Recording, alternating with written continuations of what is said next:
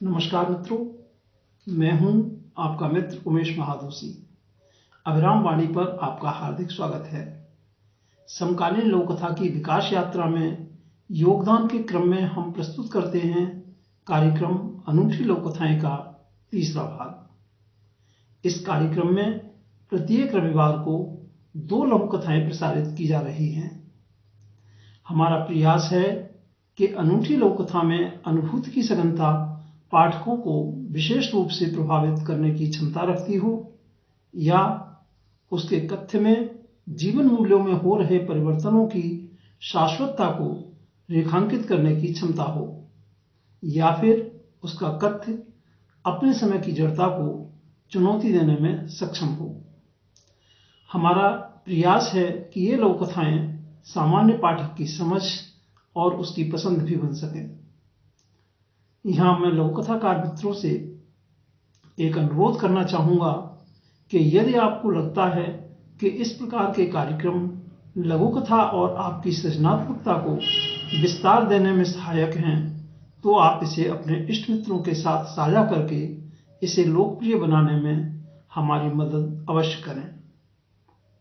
तो प्रस्तुत है अनूठी लोक कथाएं कार्यक्रम के तीसरे भाग की आज की प्रस्तुति में 2 लघु कथाएं।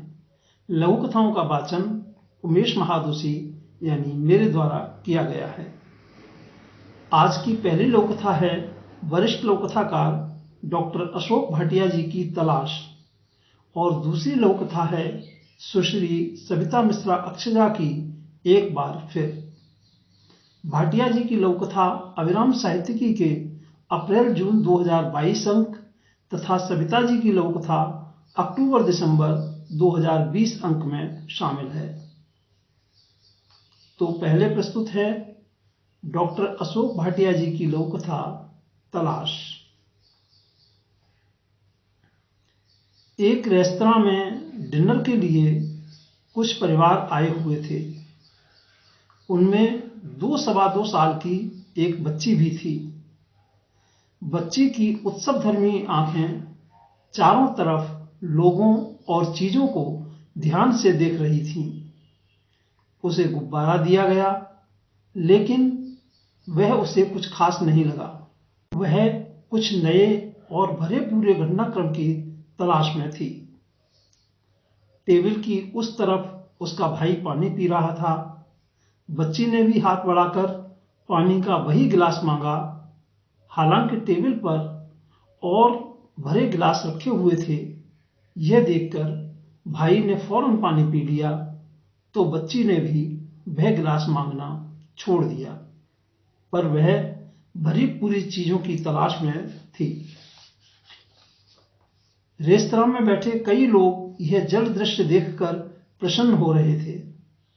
अब बच्ची कुर्सी से उतरी और आसपास के लोगों और मेजों पर पड़े सामान का मुआयना कर फिर अपने जहाज पर लौट आई।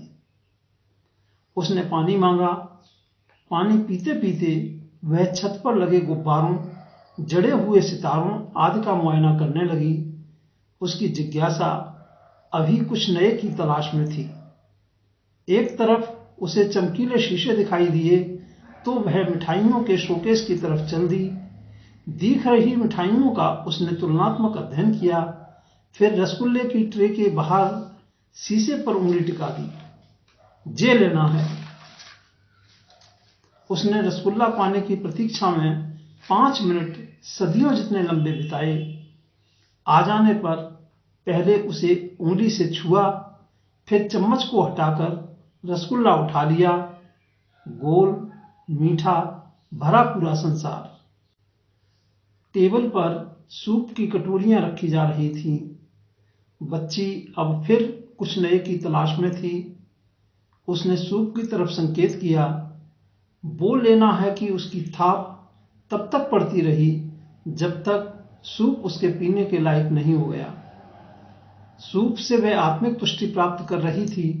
तभी बेसमेंट पर चल रहे किसी आयोजन में संगीत बजने लगा।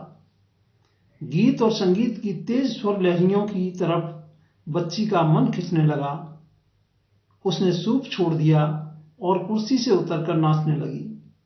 फिर सीढ़ियों की तरफ संकेत करती हुई संगीत लहरियों की तरफ चल पड़ी।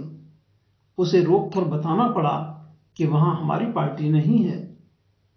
बच्ची के पांवों के नीचे की जमीन संगीत से प्रकंपित हो रही थी।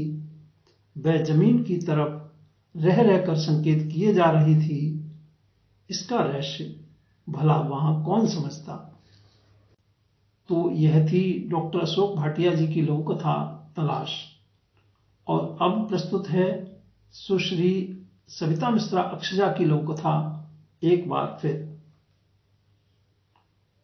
कहां आगे आगे बढ़े जा रहे हो जी? मैं पीछे रह जा रही हूं। तुम हमेशा ही तो पीछे थी, पार्क से बाहर निकलकर पति ने कहा। मैं आगे ही रही, पत्नी पति के बराबर आकर बोली। अच्छा, और चाहूं तो हमेशा आगे ही रहूं, पर तुम्हारे अहम को ठेस नहीं पहुंचाना चाहती, समझे? शादी वक्त जयमाल में पीछे रही, डाला जयमाल तो मैंने आगे, फेरे में तो पीछे रही, 3 में पीछे, 4 में तो आगे रही ना। गृह प्रवेश में तो पीछे, जनाब भूल रहे हैं, वहां भी मैं आगे थी। इसी आगे पीछे को लेकर एक दूजे से नोक झोंक करते हुए ही बेफिक्र हो बाइक से घर की ओर जा रहे थे। सुनसान रास्ते पर बदमाशों ने उनकी बाइक को रोककर तमंचा तान दिया। निकालो सारे गहने, चीखा एक। पत्नी को अपने पीछे कर पति बदमाशों से भिड़ गया। जैसे ही घोड़ा दबा, उसकी बाहों में झूलती हुई पत्नी मुस्कुराकर बोली, लो जी, यहां भी मैं आगे। सावित्री सी होने का अहम उसके चेहरे पर तारी होने लगा था। ऐसे कैसे मेरी शेरनी? मैं तो रेड बेल्ट पर ही अटक गया था, तू तो ब्लैक बेल्ट थी। इतने में ही हिम्मत टूट गई। सुनकर वह दहाड़ी। बाह में गोली लगने के बावजूद पति के हम कदम हो लड़ी। थक के चुकते दोनों इससे पहले ही सायरन की आवाज गूंजने लगी। बदमाशों के रफू चक्कर होते ही दोनों एक दूसरे की बाहों में मुस्कुराकर बोले, हम साथ साथ हैं, न आगे न पीछे। सुश्री सविता मिश्रा अक्षजा जी की इस लघु कथा एक बार फिर के साथ हम लेते हैं आपसे विदा। आगामी रविवार को फिर मिलेंगे।